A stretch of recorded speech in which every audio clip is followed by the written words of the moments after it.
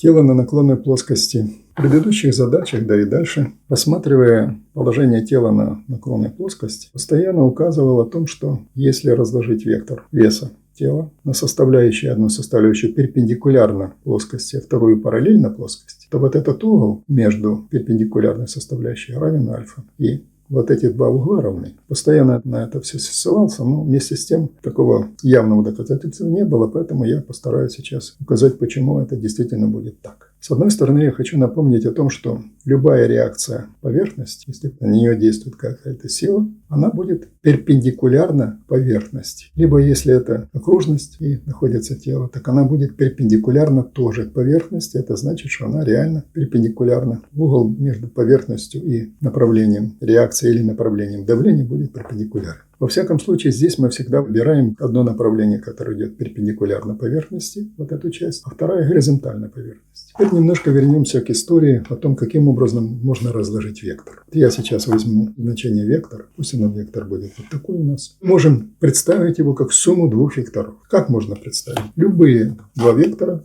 могут дать сумму третьего. Давайте возьмем и построим те векторы, которые нам будут нужны по каким-то направлениям. Скажем, у нас есть одно направление, нам нужно построить вектор в этом направлении. Естественно, второй вектор, если будет строиться, он будет строиться как параллелограмм, потому что результирующий вектор всегда будет равен диагонали параллелограмма. Можно сказать о том, что этот вектор можно разложить на две составляющие. Одна составляющая идет по этому направлению, вот мы нарисуем, а вторая составляющая идет по этому направлению. Это будет не что иное, как параллелограмм. В исключительных случаях может быть прямоугольником, но это является диагональю этого параллелограмма. Можем это даже показать следующим методом. Пусть у нас вектор будет вот так идет, а мы хотим составляющую одну направить по вот такой оси, например, какой-то задачи. Вот мы направляем ее по вот такой оси. Это вектор у нас будет P. Если этот вектор вот такой, значит сумма этих двух векторов должна нам дать третий вектор. Это у нас является диагональю параллелограмма, значит следующий вектор должен быть такой, который этот плюс следующий вектор должен дать нам суммарный вот здесь. Вектор вот этот обозначим вот таким образом.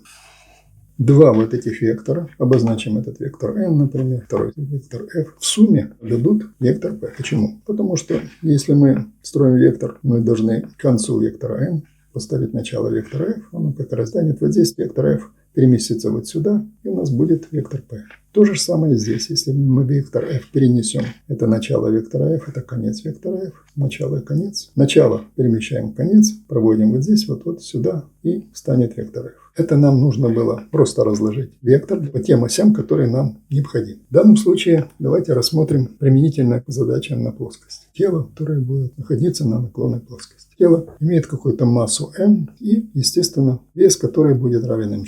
Это у нас линия горизонта, горизонтальная линия, которая обычно используется в задачах. И опустим перпендикуляр на эту линию. Это у нас будет не что иное, как вес P. Нам интересно будет разложить этот вес на такие составляющие, которые будут нам удобны. Сделать так, чтобы одна составляющая была перпендикулярна вот этой направляющей плоскости, под углом 90 градусов она проходила. По вот этой оси, вот эта составляющая будет проходить по этой оси. Сейчас я скажу, почему мы выбираем именно такую. Одну ось мы можем разложить этот вектор по тем осям, которые нам нравятся. А вторая ось, мы сделаем ее параллельную плоскости. Почему выбрали здесь перпендикулярно 90 градусов? Во всяком случае, когда разложим этот вектор на две составляющие, эта составляющая просто давит на эту плоскость, и она уравновешивается реакцией этой плоскости. А эта составляющая, она просто-напросто двигает это тело вдоль этой плоскости, если нет, естественно, трения. Это нам удобно так разложить. Раз мы так разложили, теперь давайте будем действовать дальше. Если мы так раскладываем, тут угол 90 градусов, значит, вот этот прямоугольник, обозначим ему О,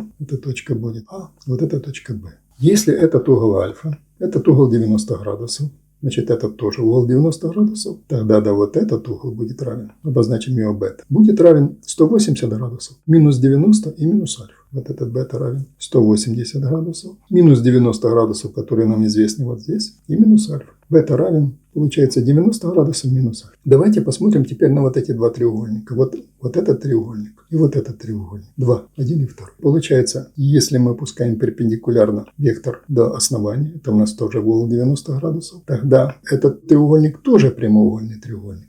И вот этот треугольник прямоугольный. Разве они не подобны? Они подобны. Почему? Потому что этот угол общий, и оба 90 градусов. Вот этот треугольничек маленький, давайте его обозначим КМН вот здесь. И тут точку тоже обозначим, потому что точка Б нам известна, будет точка Ж. Вот этот треугольник КМН прямоугольный, запишем его. Треугольник КМН прямоугольный. И треугольник ОНБ тоже прямоугольный. И треугольник, посмотрите, КЖБ тоже прямоугольный. Что мы можем сказать о треугольнике КМН и треугольнике КЖБ? Треугольник напишем. КМН подобный треугольнику КЖБ. Почему? Углы МКН и равен углу ЖКБ. А треугольники-то оба прямоугольные, значит, раз-два угла у них одинаковые, значит, треугольники эти подобные. Значит, и третий угол будет такой же. Тогда угол НМК равен углу НБЖ. А мы уже посчитали, что этот угол равен бета и равно значению бета. Вот этот треугольничек КМН будет бета. А бета равно сколько? 90 минус альфа. Что у нас остается тогда на угол МКН? Тогда угол МКН равен 180 градусов. Это же прямоугольный треугольник. Минус 90 градусов. И минус вот этот уголочек НМК. Либо равен, напишем сразу 90 градусов, минус. А что такое МНК? А МНК вот у нас 90 минус альфа. Мы открываем скобки, получаем равен угол альфа. Можно сказать, что МКН, тогда угол МКН равен вот этому углу ЖОМ. И равен просто альфа. То есть во всех случаях, когда происходит разложение вектора силы тяжести на составляющие на наклонной плоскости, мы можем использовать вот это равенство, что всегда угол направления тяжести перпендикуляру на плоскость будет равен такому же углу, как и наклонная плоскость. Естественно, при этом нам удобно вложить этот вектор. Раз у нас здесь 90 градусов между двумя осями, мы его просто раскладываем тогда. У нас получается, что этот вектор P раскладывается как диагональ прямоугольника. Потому что тут 90 градусов, и здесь, естественно, мы отложим это дело как 90 градусов. Одна сила у нас будет направлена вот здесь, вот F, а вторая сила направлена здесь. Коль мы уже все объяснили, проведу это такими красными линиями, чтобы было понятно, каким образом у нас разложилась эта сила. Одна сила раскладывается так, вторая сила раскладывается по осям.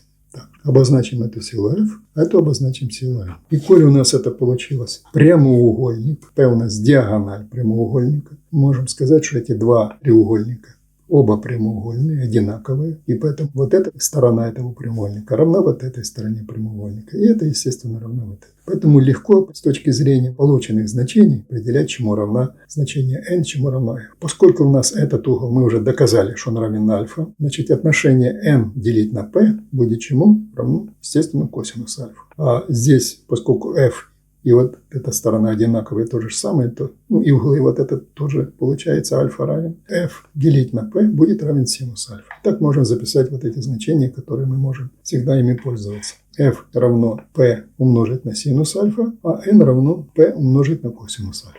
Именно благодаря тому, что вот этим треугольникам, которые мы с вами только что рассмотрели. Если мы строим наклонную плоскость, вертикальная всегда будет перпендикулярная этой плоскости, составляющая P, а вдоль плоскости тоже будет. Но мы не должны забывать, что вот этот прямоугольник, который мы строим, тоже будет прямоугольник. И здесь есть куты, будут по 90 градусов между вот этими значениями. Потому что первые оси мы построили под кутом 90 градусов углом. И то же самое здесь тоже будут все углы 90 градусов. Раз 90 градусов, то P будет являться диагональю прямоугольника. Раз диагональ прямоугольника, значит все остальное намного проще. Этот угол равен тогда этому углу, все вместе 90 градусов, поэтому легко считается P синус альфа и n P косинус альфа. Поэтому в задачах, которые будут касаться именно разложения веса на наклонной плоскости, просто геометрически вам показал, каким образом это делается и почему вот этот угол между вертикалью наклонной плоскости и силой тяжести всегда будет равен вот этому углу самой наклонной плоскости.